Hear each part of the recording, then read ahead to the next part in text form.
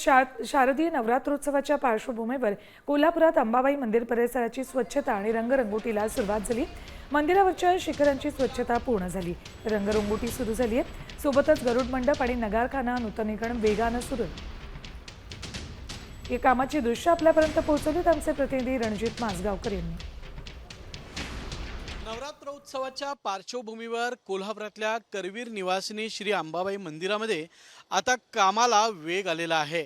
दरवर्षी नवरात्र उत्सवामध्ये 5 लाखाहून अधिक भाविक हे देशभरातून या उत्सवासाठी देवीचं दर्शन घेण्यासाठी मंदिरात दाखल होत असतात। तसंच 9 दिवस विविध धार्मिक कार्यक्रमांचं आयोजन देखील मंदिरामध्ये करण्यात येतं। त्या पार्श्वभूमीवर आता केवळ नवरात्र उत्सवाला 11 दिवस राहिलेले आहेत।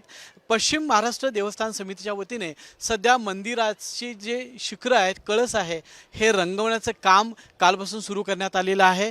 त्यानंतर मंदिराची डागडुजी असेल, तसेच विविध जी कामं आहेत मंदिरातली ती सगळी या पुढच्या 8 ते 10 दिवसांमध्ये करायची आहेत। त्यामुळे या कामाला आता वेग आल्याचं दिसतंय।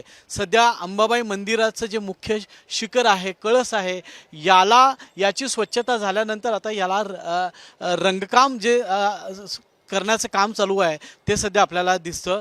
कॅमेरामन सचिन सावंत सोबत मी रणजित माजगावकर, साम टीव्ही, कोल्हापूर।